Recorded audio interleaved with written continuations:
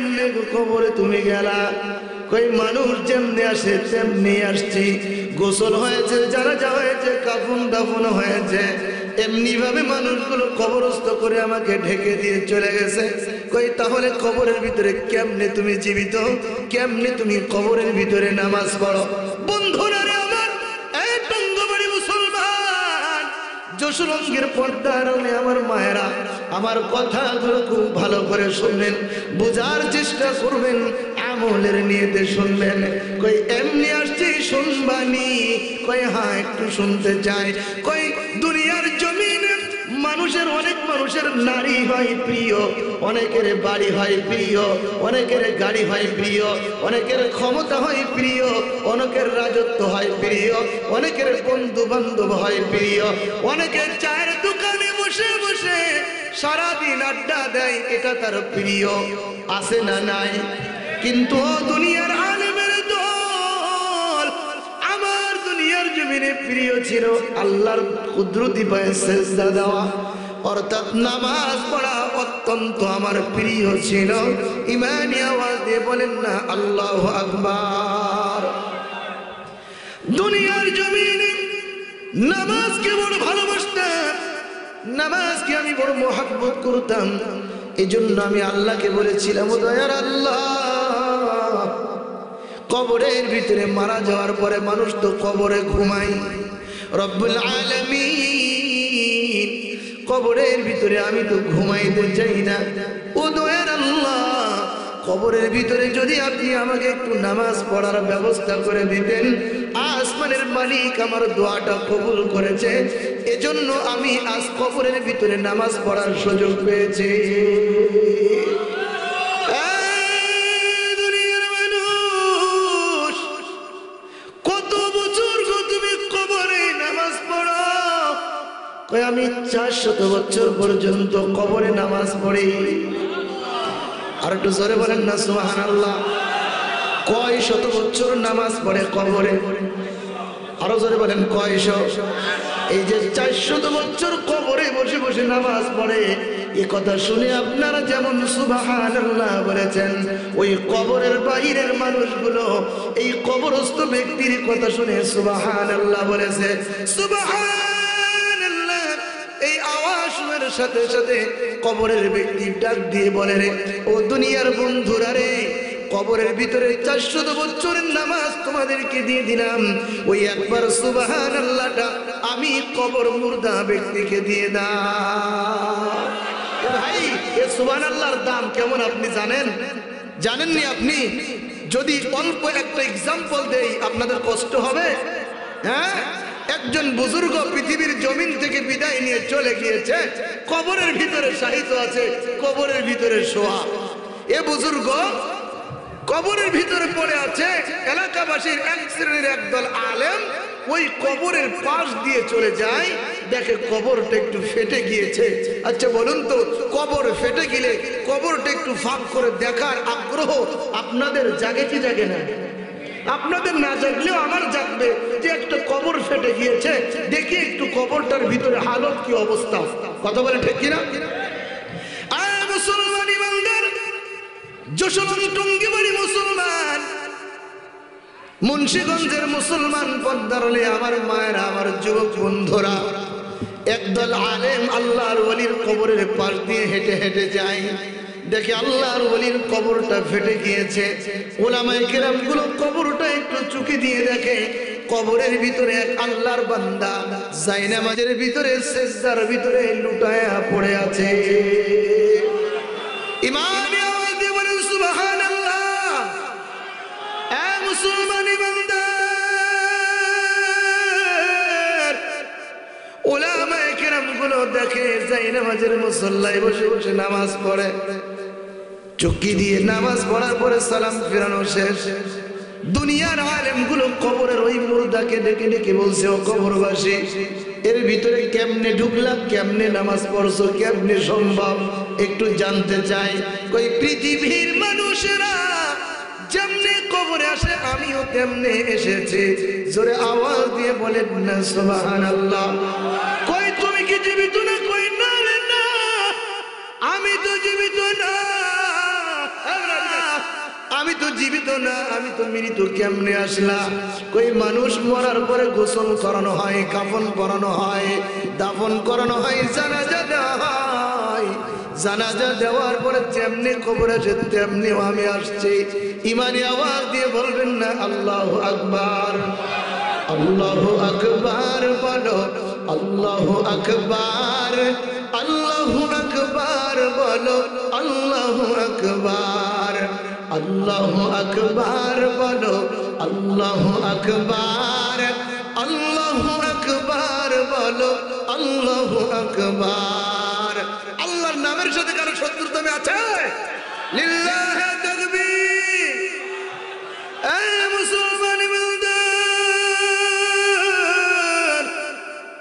উলামায়ে কেরাম গুলো ডেকে ডেকে বলছে, কেমনে কবরে তুমি গেলা? কই মানুষ যেমনি আসে তেমনি আসছি। গোসল হয়েছে, জানাজা হয়েছে, কাফন দাফন হয়েছে, এমনি ভাবে মানুষগুলো কবরস্থ করে আমাকে ঢেকে দিয়ে চলে গেছে। কই তাহলে কবরের ভিতরে কেমনে তুমি জীবিত? কেমনে তুমি কবরের ভিতরে নামাজ পড়ো? বন্ধুরা রে আমার, এই টঙ্গবাড়ি মুসলমান, যশোরঙ্গের পর্দার আড়ালে আমার মায়েরা, আমার কথাগুলো খুব ভালো করে শুনবেন, বোঝার চেষ্টা করবেন, আমলের নিয়তে শুনবেন। কই এমনি আসছি শুনবানি? কই হ্যাঁ একটু শুনতে চাই। কই দুনিয়ার জমিনে মানুষের, অনেক মানুষের নারী হয় প্রিয়, অনেকের বাড়ি হয় প্রিয়, অনেকের গাড়ি হয় প্রিয়, অনেকের ক্ষমতা হয় প্রিয়, অনেকের রাজত্ব হয় প্রিয়, অনেকের বন্ধু বান্ধব হয় প্রিয়, অনেকের চায়ের দোকানে বসে বসে সারাদিন আড্ডা দেয়, এটা তার প্রিয়। আছে না নাই? কিন্তু দুনিয়ার আলেমের দল আমার দুনিয়ার জমিনে প্রিয় ছিল আল্লাহর কুদরতি পায়ে সেজদা দেওয়া, অর্থাৎ নামাজ পড়া অত্যন্ত আমার প্রিয় ছিল। ইমানি আওয়াজ দিয়ে বলেন না আল্লাহু আকবার। দুনিয়ার জমিনে নামাজকে বড় ভালোবাসতাম, নামাজকে আমি বড় মোহাব্বত করতাম। এই জন্য আমি আল্লাহকে বলেছিলাম, ও দয়ার আল্লাহ, কবরের ভিতরে মারা যাওয়ার পরে মানুষ তো কবরে ঘুমায়, রব্বুল আলামিন কবরের ভিতরে আমি তো ঘুমাইতে চাই না। ও দয়ার আল্লাহ, কবরের ভিতরে যদি আপনি আমাকে একটু নামাজ পড়ার ব্যবস্থা করে দিতেন। আসমানের মালিক আমার দোয়াটা কবুল করেছে, এজন্য আমি আজ কবরের ভিতরে নামাজ পড়ার সুযোগ পেয়েছি। দুনিয়ার মানুষ, কত বছর তুমি কবরে নামাজ পড়ো?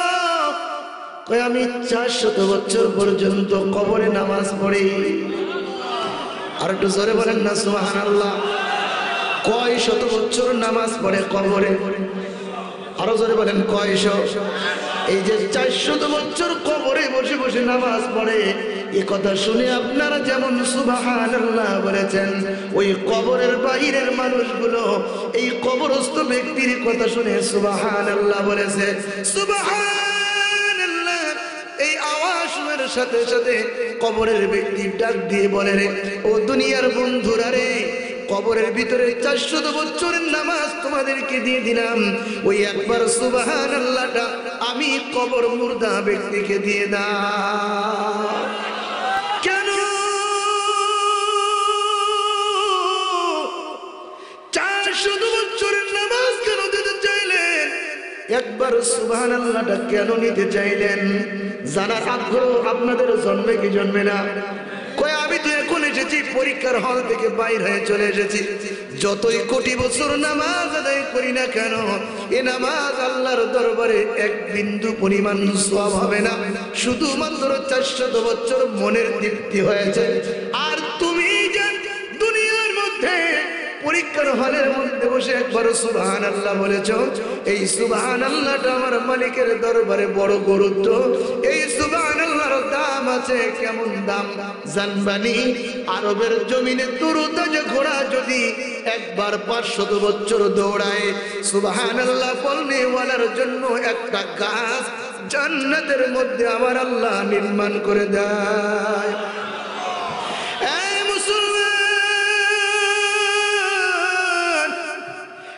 কেমন বড় গাছ 100 বছর না, আরবের জমিনের তরুতাজা ঘোড়া যদি 500 বছর দৌড়াই ওই গাছের ছায়াটা অতিক্রম করে শেষ করতে পারবে না। আর একবার বলেন না সুবহানাল্লাহ।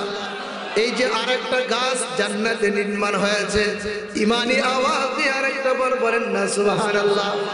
এই যে আপনার জন্য আরেকটা গাছ নির্মাণ হয়েছে, 3 নাম্বার জোরে একবার মালিককে খুশি করার জন্য ইমানি আওয়াজ দিয়ে বলেন না সুবহানাল্লাহ।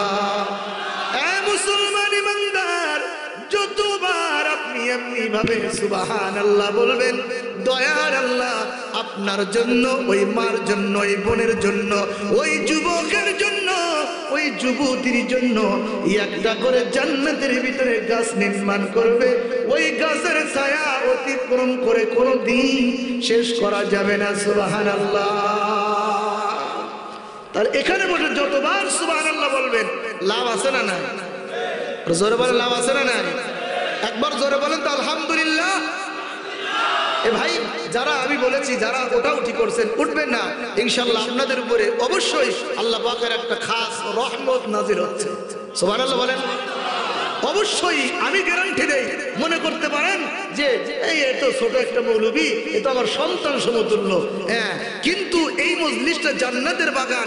আল্লাহর কসম দিয়ে বলে যায়, হাদিসের পরিভাষা অনুযায়ী এ বাগান আগামী দিন পাবেন। এজন্য যারা এসেছেন কেউ উঠবেন না। অনুরোধ করবো যুবক, তোমরা মাহফিলের ইন্তজাম করেছো, কি ঘোড়ার টিম শিখবো তোমরা? তোমরা যদি মাহফিলে না বসো শিখবা কি? কথা বলে ঠিক কিনা? যতগুলো ভলান্টিয়ার যুবক দেখলাম, এই যুবক যদি রাস্তায় ঘোরাঘুরি না করে মাহফিলে বসতো, মাহফিলের প্যান্ডেল পুরোটাই ভরে যেত। ঠিক কিনা বলেন? মনে করছেন এমনি এমনিতে আসছি? আজকে যে আপনাদের এখানে আসছি, আমার বয়ানের জগৎ, আমি যে সময় হেফজ পড়ি, আমি আমাদের হুজুরদের সাথে সাথে বয়ানের জগতে যাই। হুজুরের একটু রেস্ট নেই, কয় আজাদি সাহেব গে বয়ান চালাও। আল্লাহু আকবার বলেন না। এই আমাদের ওস্তাদের দুয়ার বরকতে এখানে বসেছি। আজকে আসার সময় এত কষ্ট কোনোদিন হয় নাই। মনে করতেছেন হুজুররা এখানে আসছে আর ভক ভক করতেছে। ও ভাই, কত কষ্ট করে এসেছি। আজকে গাড়ি আপনাদের দোয়া নাই, আজকে রাস্তায় শেষ হয়েছে। এই 2টা ঘন্টা আমরা ওখানে বসে আছি, গাড়ি উল্টে যাওয়ার উপক্রম। গাড়িটা এখন স্টার্ট, চাকা পাঞ্চার হয়ে গেছে, চাকা ঠিক করেছি, এখন গাড়ি স্টার্ট দিব, গাড়ি আর স্টার্ট দিব। একজন ভাইকে বললাম, ভাই তুমি তো অটো রিক্সাতে যাচ্ছ, দেখেন মানুষের বিবেক হয়ে গেছে। আমরা ওই যশোলম ফাতেমাতু জোহরা ওই মাহফিলে যাব, ভাই আমরা অ্যাটেন্ড করতে পারবো না। যদি তোমার ব্যাটারি থেকে একটু শর্ট দাও তাহলে গাড়িটা স্টার্ট নেবে, একটু অনুগ্রহ করা যায় না? নামছে মনে করছে প্যাসেঞ্জার উঠবে, কিন্তু যেই বলছি ভাই একটু উপকার করা যায় না, আমার দেশের মুসলমান ভেঙে চলে গেছে। নাউজুবিল্লাহ বলেন না। অনেক কষ্ট করে আরেক বাজারকে তার নিয়ে আসছি, আরেক ভাইয়ের হাতে পায়ে ধরে তার ব্যাটারি থেকে একটু মাত্র 1 সেকেন্ড একটা শর্ট দিয়েছি, গাড়ি স্টার্ট নিয়েছে, তাকে 200 টাকা দিয়ে হাদিয়া দিয়ে আমরা এই এত কষ্ট করে আপনাদের এখানে চলে আসছি। এখন এসে দেখি আপনারা মেলায় বসছেন, তাহলে মাহফিলের চেয়ে মেলা করাই ভালো ছিল। ঠিক কিনা বলেন? এখন এসে দেখছি আপনারা রাস্তাঘাটে ঘুরছেন, তাহলে এই মাহফিল না দিয়ে আপনারা ওই রাস্তাঘাটে ঘোরাঘুরি করতেন। কথা বলেন ঠিক কিনা? এই জন্য ভাই বক্তারা অনেক কষ্ট করে আছে। আমি বিশ্বাস করি যে আপনাদের দোয়ায় আজকে আমরা বেঁচে গেছি। আপনাদের দোয়ায়, আল্লাহর কসম, নাই আজকে বাঁচার মতো কোনো উপায় আমাদের ছিল না। এজন্য যতটুকু সময় এখানে বসেছেন থাকবে ইনশাল্লাহ, থাকবেন তো ইনশাল্লাহ? কেউ যাবেন না তো? আল্লাহর কসম দিয়ে বলি, আল্লাহর রহমত আপনাদের উপর বর্ষণ হচ্ছে। সুবহানাল্লাহ বলেন। এই মাহফিলে যারা আসে বসে, চতুর্দিক থেকে জান্নাতের ফেরেশতারা বেষ্টন করে ফেলায়। আমার এই কাকার ইমান অনেক মজবুত, এমন ধরে সুবহানাল্লাহ বলছে মনে কয় যে ওয়াজ 1 ঘন্টা না 5 ঘন্টা করলে মনে তৃপ্তি মিটবে না। সুবহানাল্লাহ বলেন না। আপনারা একটু বলেন না সুবহানাল্লাহ। এক ফেরেশতা আরেকের কাঁধে, আরেক ফেরেশতা আরেকের কাঁধে গিয়ে বলছে, ও ফেরেশতার দল কেন এমন পাড়াপাড়ি করছো? ওই আল্লাহ, ওই যশোলনের ভিতরে হাজার হাজার মানুষ, এর মধ্য থেকে মুষ্টিময় কিছু গুনাহগার বান্দা ওই জান্নাতের বাগানে বসে আল্লাহ বিল্লাহ করছে, সুবহানাল্লাহ বলছে, আলহামদুলিল্লাহ বলছে। কই কেন কেন? কই কি চাই? কই আল্লাহ জাহান্নামের আগুনে তারা জ্বলতে চায় না। আল্লাহু আকবার বলেন না। কই ও আমার ফেরেশতারা কি চায় আমার বান্দাগুলো? কই আল্লাহ আপনার বান্দা বান্দিরা জান্নাত চাই। কই জান্নাত দেখেছে? কই দেখে নাই। কই সাক্ষী থাকো আমার জাতের কসম, যারা এখানে বসেছে জিন্দেগীর গুনাহ মাফ করে জান্নাতের খাতায় নাম লিখে দিলাম। ফেরেশতারা দলেরা আমার বান্দাগুলোকে চাই, ডেকে ডেকে বলে রে আল্লাহ, আপনার বান্দাগুলো কঠিন জাহান্নামের আগুন থেকে মুক্তি চাই। ও ফেরেশতারা দলেরা রে, আমার বান্দাগুলো কি জাহান্নাম দেখেছে? কই না রে, না রে না, জাহান্নাম দেখে না। কই যদি জাহান্নাম দেখতো তাহলে কি করতো? কই 24টা ঘন্টা কুদরতি পায়ে সেজদা দিয়ে থাকতো। ও ফেরেশতারা দল, যে বান্দা বান্দিগুলো জাহান্নাম না দেখে নিজের বাড়ি খাবারের অভাব নাই, টাকা পয়সার অভাব নাই, থাকার অভাব নাই, বসার অভাব নাই, যারা কষ্ট করে প্যান্ডেলের নিচে আসছে, সাক্ষী থাকো জাহান্নামীদের খাতা থেকে নাম কেটে দিলাম। মুসলমান ইমানদার, আমি একটি আয়াত তেলাওয়াত করেছি, আপনারা বুঝতে পেরেছেন। আল্লাহ পাক রব্বুল আলামিন 15 নম্বর পারা 9 নম্বর পৃষ্ঠা আল্লাহ রাব্বুল আলামিন বলেছেন, ওয়াকাদা রাব্বুকা আল্লা তা'বুদু ইল্লা ইয়্যাহু ওয়া বিল ওয়ালিদাইনি ইহসানা ইম্মা ইয়াবলুগান্নাকা ইনদাকাল কিবারা আহাদুহুমা আও কিলাহুমা فلا تقل لهما أف ولا تنهرهما وقل لهما قولا كريما। الله أكبر। লম্বা চওড়া কথা ওদিকে যাব না। দুনিয়ার জমিনে মুসলমান ইমানদার যদি কেউ জান্নাত পেতে চায়, জাহান্নাম থেকে মুক্তি চায়, তাহলে তার মা এবং বাবাকে খেদমত করা লাগবে না। মা যদি সন্তুষ্ট হয়, বাবা যদি সন্তুষ্ট হয়, তাহলে আমার আল্লাহর তৈরি জান্নাত দিয়ে দিবে। জিমানি আওয়াজ দিয়ে বলেন না সুবহানাল্লাহ। এজন্য আল্লাহর নবী বলেছে, হুমা নারুকা ওয়া জান্নাতুকা, হুমা জান্নাতুকা ওয়া নারুকা। তোমার মা তোমার জন্য জান্নাত, তোমার বাবা তোমার জন্য জান্নাত, তোমার মা তোমার জন্য জাহান্নাম, তোমার বাবা তোমার জন্য জাহান্নাম। তোমার মা খুশি তো তোমার জান্নাত ঠিক, তোমার বাবা খুশি তো তোমার জান্নাত ঠিক।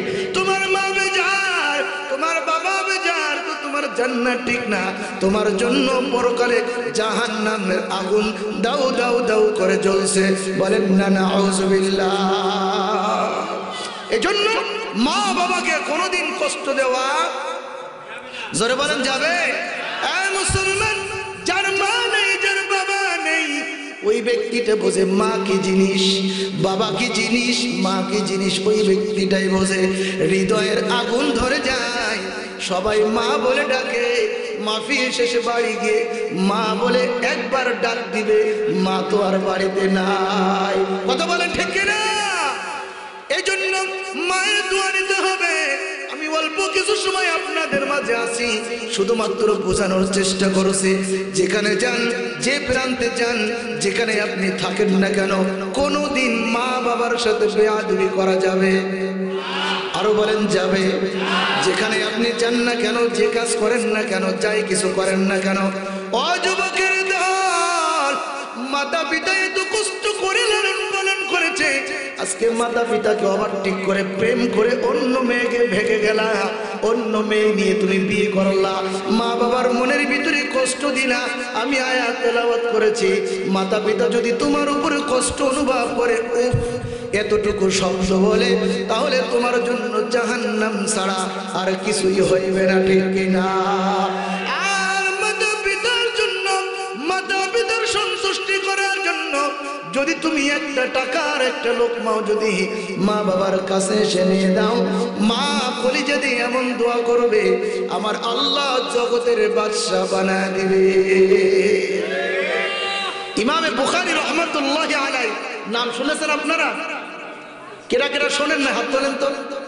আলহামদুলিল্লাহ, সবাই শুনছে, যারা হাত তুলছে বসে নাই। ইমামে বুখারী রহমাতুল্লাহি আলাইহি আসাহুল কুতুবি বা'দা কিতাবিল্লাহ, কোরআনের পরে পৃথিবীর জমিনে যে সহিহ কিতাব, এই কিতাবটার নাম হচ্ছে বুখারী শরীফ। এই বুখারী যিনি লিখেছেন, ইমাম বুখারী রহমাতুল্লাহি আলাইহি জন্ম অন্ধ, উনি মাতৃগর্ভে থেকে এসেছেন, উনি চোখে দেখেন। আল্লাহু আকবার বলেন না। ইমাম বুখারী রহমাতুল্লাহি জন্মন্ধ পৃথিবীর জমিনে এসেছেন, কিন্তু মা বড় কষ্ট পেয়েছে। আল্লাহ, আমার এই সন্তানের জন্য আমার একটা উদ্দেশ্য আছে, আমার কলিজার টুকরা আমার সন্তান নিয়ে আমার বড় মায়া আছে, আমার বড় উদ্দেশ্য আছে। আল্লাহ, আমি তো চেয়েছি আমার কলিজার টুকরা জামানার বড় আলেম হবে, বলেন না মারহাবা। কিন্তু আমার ছেলেকে তো আপনি জন্মন্ধ করে বানিয়েছেন। আল্লাহ, আমার সন্তানকে আমি কেমনে আলেম বানাবো? ইমামে বুখারী রাহমাতুল্লাহি আলাইহির মা যাই নামাজে বসে বসে কাঁদে, দু ফোঁটা চোখের পানি ছেড়ে ছেড়ে বলে, ও দয়ার আল্লাহ, ও দয়ার মালিক, আমার তো বড় ইচ্ছা আমার সন্তানকে জামানার বড় আলেম বানাইতে চাই, কিন্তু সে তো জন্ম অন্ধ। ও দয়ার আল্লাহ, আমার সন্তানটাকে একটু চোখের দৃষ্টি ফিরা দেন। মার দোয়া কবুল করেন কে? আরো জোরে বলেন না কে? মা দোয়া করতে দেরি, ইমাম বুখারীর চোখের জ্যোতি ফিরে আসতে দেরি না। আর একটু আসতে বলেন সুবহানাল্লাহ। ইমামে বুখারী রাহমাতুল্লাহি আলাইহি মায়ের দোয়ার বরকতে চোখের জ্যোতি ফিরে এসেছে। শুধু জ্যোতি ফিরে আসে ক্ষান্ত হয় নাই, আল্লাহ পাক চোখের ভিতরে এমন জ্যোতি দিয়েছেন, ইমামে বুখারী চাঁদনি রাতে একটা কিতাবই লিখে ফেলেছে, বলেন না সুবহানাল্লাহ। এজন্য মা বাবাকে কোনোদিন কষ্ট দেওয়া যাবে না, মার দোয়া নিতে হবে। মার দোয়া নিতে যদি পারেন, জামানার ওলিতে পরিণত হয়ে যাবে, বলেন সুবহানাল্লাহ। বাইজিদ বুস্তামি রাহমাতুল্লাহি আলাইহি, ইনি কেমন আল্লাহ ওয়ালা? বাইজিদ বুস্তামি রাহমাতুল্লাহি আলাইহি কেমন আল্লাহর ওলি? সমস্ত ফেরেশতাদের মধ্যে জিবরাইলের যেমন দাম, পৃথিবীর জমির সমস্ত ওলিদের মধ্যে বাইজিদের এমন বেশি দাম, বলেন না সুবহানাল্লাহ। মায়ের দোয়ার বরকত বাইজিদ ওলি। কেমন দোয়া, মা বড় বিধবা নারী। বাইজিদের বয়স 7 বছর। কয় বছর? বাইজিদকে নিয়ে দূরে একটা মাদ্রাসায় ভর্তি করিয়ে দিয়েছে। বাইজিদের মায়ের বড় স্বপ্ন, কলিজার টুকরা সন্তানকে আলেম বানাবো। এই যশোলং মাদ্রাসায় পড়াইয়া আলেম বানাইতে চায়, হাফেজ বানাইতে চায়। বাইজিদের মা এমন স্বপ্ন লালন করে বিধবা নারী সন্তানকে নিয়ে দূরে এক মাদ্রাসায় ভর্তি করে দিয়ে এসেছে। হুজুরকে ডেকে ডেকে বলছে, হুজুর আমার সন্তানকে দিয়ে গেলে যতদিন না পর্যন্ত আমার সন্তান আলেম না হবে ততদিন পর্যন্ত আপনি ছুটি দিবেন না, বলেন সুবহানাল্লাহ। দীর্ঘদিন যাই কিতাব মুখস্থ করে, কোরআন মুখস্থ করে, কিছুদিন যেতে না যেতে 7 বছর কতটুকু বয়স, আর 8 বছর বয়স, কলিজার টুকরা বাইজিদ মায়ের জন্য মায়া, মায়ের জন্য মায়া, মা মা বলে কাঁদে। বাইজিদের বড় মনে চায় মার কলিজার টুকরা মুখটা একটু দেখবে। হুজুরের কাছে গিয়ে বলে, হুজুর কলিজার টুকরা মাকে একবার দেখতে চাই, হুজুর একটু কি ছুটি দেওয়া যায় না? কই হ্যাঁ হ্যাঁ তোমার ছুটি দিব, যদি কিতাবের এতগুলো অমুক পৃষ্ঠার থেকে অমুক পৃষ্ঠারটা যদি তুমি মুখস্থ করতে পারো তাহলে তোমাকে ছুটি দিয়ে দিব, বলেন সুবহানাল্লাহ। কারণ মা তো বলে গেছে আমার সন্তানকে ছুটি দেওয়া যাবে না, এজন্য হুজুর এমন শর্ত দিছে যে 10 পারা 20 পারা এই কোরআনের হেফজ শেষ না করা পর্যন্ত তোমাকে ছুটি দেওয়া হবে না। তুমি যদি এই কোরআনের কারিম খতম করতে পারো তোমাকে মার কাছে যাওয়ার জন্য ছুটি দেওয়া হবে, সুবহানাল্লাহ বলেন না। আল্লাহর কি কুদরত, যে পড়াটা মুখস্থ হবে 4 বছর পরে ওই পড়াটা 1 সপ্তাহের মধ্যে মুখস্থ করে খালাস করে ফেলেছে। হুজুর পড়া মুখস্থ বলো তো, হুজুর তো বিশ্বাস করে না, আসলেই বলো তো কেমন মুখস্থ হয়েছে? বাইজিদ এক মাথাতে পড়া শুরু করে আর এক মাথায় শেষ করে। হ্যাঁ হ্যাঁ বাইজি তুমি তো আমার সত্য রেখেছো, তোমাকে ছুটি দিয়ে দিলাম, বলেন না সুবহানাল্লাহ। বাইজিদ মনে বড় আশা নিয়ে দূর দূরান্তর পথ পাড়ি দিয়ে রাতে মার ঘরের দিকে রওনা হয়ে যায়। প্রতিমধ্যে দেখে আমার সন্তান বাইজিদ আমার ঘরের দিকে আসে। ও যশোলঙ্গের মুসলমান, মা দূর থেকে বাইজিদ বাইজিদকে চিনে ফেলে মা দৌড় দিয়ে ঘরের মধ্যে চলে গিয়ে দরজাটা লাগায় দিছে। বাইরে থেকে বাইজিদ মা মা মা করে ডেকে ডেকে বলছে, রে মা, কলিজার টুকরা মা, আমি তোমার বাইজিদ, আমি অন্য কেউ না। আমার দেখে কেন তুমি দরজাটা লাগাই দিলা? ও গো মা, দরজাটা একটু খুলে দাও, আমি তো তোমার বাইজিদ। মা ঘর থেকে আওয়াজ দিয়ে বলছে, আমার বাইজিদ তো আলেম না হয়ে আসতে পারে না, তুমি তো আমার বাইজিদ হইতে পারো না। আমার বাইজিদ তো এখন আমার কাছে আসবে না, কারণ আমার শর্ত আছে, আমার বাইজিদ আলেম না হওয়া পর্যন্ত আমি মার কাছে আসবে না। বলেন না আল্লাহু আকবার। দীর্ঘ সময় অতিক্রম হয়ে যায়, মাইকে সাউন্ড বাড়াও, মাইকে সাউন্ড বাড়াও। দীর্ঘ সময় অতিক্রম হওয়ার পর বাইজিদ বুস্তামি রহমাতুল্লাহি আলাইহি মা দরজা খুলে না। বাইজিদ বুস্তামি রহমাতুল্লাহি আলাইহি মাদ্রাসায় চলে গেলেন। কি ব্যাপার, কই মা তো দরজা খোলে না। বাইজিদ বুস্তামি লম্বা চৌড়া আলোচনা। বাইজিদ বুস্তামি কিতাবে ইলম শেষ করেছেন, হক্কানি রব্বানি আলেম হয়ে গেছেন। আগামী দিন ঘোষণা এসেছে, রে বাইজিদ, আগামী দিন তোমার মাথার ভিতরে পাগড়ি দেওয়া হবে। বলেন না সুবহানাল্লাহ। রাতের গভীর বাইজিদের উস্তাদকে আল্লাহর নবী স্বপ্নে যুগে বলছে, রে বাইজিদের উস্তাদ, বাইজিদকে একটা পাগড়ি দিলে চলবে না, বাইজিদকে দুইটা পাগড়ি দিতে হবে। একটা হচ্ছে ইলম শিক্ষা করার কারণে, আর একটা হচ্ছে যুগ শ্রেষ্ঠ বুজুর্গ হওয়ার কারণে। বাইজিদের মাথার উপরে দুইটা পাগড়ি দিবে। বলেন সুবহানাল্লাহ। মুসলমান ইমানদার বাইজিদের মাথার মধ্যে পাগড়ি নিয়া, বাইজিদ আশা ভরসা নিয়া মার কাছে চলে এসেছে। মা, ও মা, মা মা, তোমার বাইজিদ এখন মাথায় পাগড়ি পিন্দে চলে এসেছে। বলেন না সুবহানাল্লাহ। মা দরজাটা খুলে দেয়। মা বড় বয়োবৃদ্ধ, ডেকে ডেকে বলছে, রে বাইজিদ, আসো আসো, আমার কাছে আসো, তোমাকে একটু জড়ায় ধরি। বাইজিদকে জড়ায় ধরে মা ডেকে ডেকে বলছে, রে বাইজিদ, একটা লোটা একটু পেয়ালা পানি দাও, আমি উজু করে 2 রাকাত নামাজ পড়ব। বলেন না সুবহানাল্লাহ। বাইজিদের মা নামাজের মুসল্লায় বসে বসে কান্দে আর বলছে, রে দয়ার আল্লাহ, ও দয়ার আল্লাহ, আমার বাইজিকে আলেম দেখার স্বপ্ন ছিল, আলেম হয়ে গেছে, আমি তো বৃদ্ধ হয়ে গেছি। এখন যদি এই অবস্থায় থাকে, আমার বাইজিদ জাতির খেদমত করতে পারবে না। আমার বাইজিদ জাতির খেদমত না করে মায়ের খেদমত করবে। আমি চাই না আমার বাইজিদকে জান্নাতে বাইজিদের সাথে সাথে চাই। এখন বাইজিদ জাতির খেদমত করুক। রব্বুল আলামিন পৃথিবীর জমিন থেকে এখন আপনি আমাকে বিদায় দিয়ে দেন। বলেন না মারহাবা।